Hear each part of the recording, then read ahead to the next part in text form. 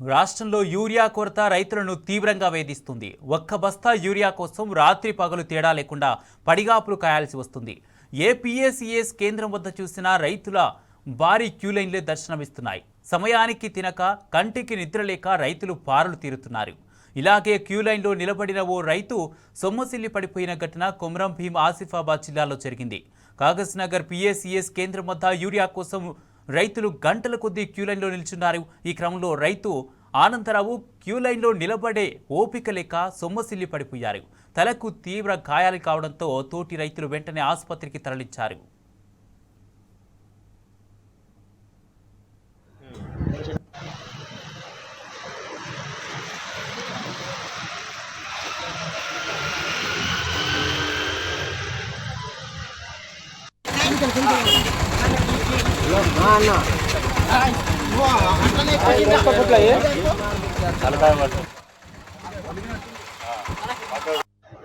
గదిలతోటే వచ్చినాయి దొరుకుతాయట.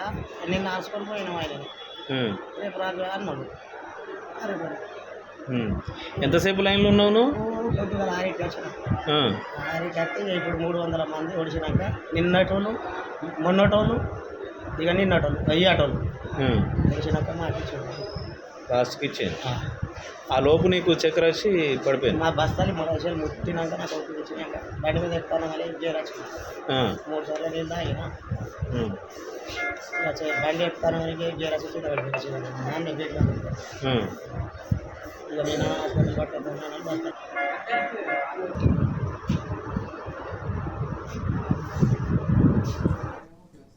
యూరియా కోసం వచ్చి సొమ్మసిల్లి పడిపోయిన రైతుకు సంబంధించి మరిన్ని వివరాలు మా ప్రతినిధి ఉమేష్ అందిస్తారు.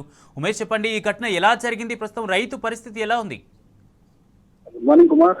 ఆరుగాలం శ్రమించి పండించిన పంటకు సకాలంలో ఎరువులు యూరియా వేయాలనే ఆతృత రైతుల ప్రాణాల మీదకి వస్తున్నది. ఓవైపు కొమరం భీం ఆసిఫాబాద్ జిల్లాలో యూరియా కోసం రైతులు పోరాటం చేస్తూనే ఉన్నారు. గత 2 నెలలుగా కూడా యూరియా కోసం. అయితే తాజాగా క్యూ లైన్ లో నిల్చొని రైతులు కూడా సులువ తప్పి పడిపోయే పరిస్థితి నెలకొన్నది. మొత్తానికైతే తీవ్రంగా గాయాలయ్యాయి.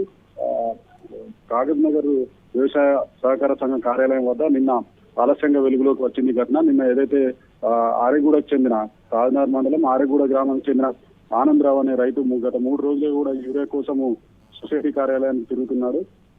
అయితే శనివారం ఏదైతే నిన్న యూరియా ఇస్తామని అధికారులు చెప్పడంతో ఉదయాన్నే అంటే గత 2 రోజులుగా కూడా తనకు జ్వరం వస్తున్నదని ఏదైతే కుటుంబ సభ్యులు చెప్తున్నారు.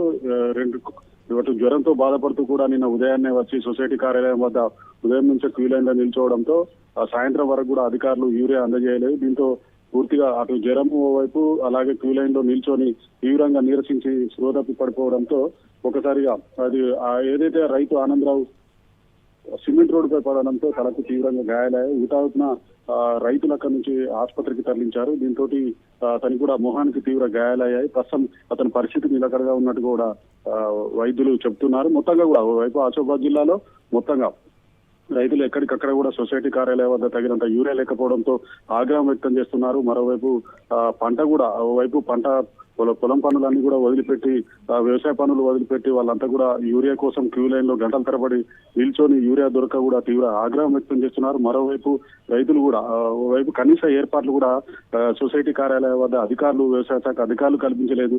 కనీసం తాగునీటి సౌకర్యం కల్పించలేదు. టెంట్లు లేవు. అక్కడ ఏం లేకపోవడంతో రైతులు కూడా అక్కడ ఏదైతే ప్రమాదాల బారిన పడుతున్నారు అని చెప్పవచ్చు Kumar. Right, thank you Umesh.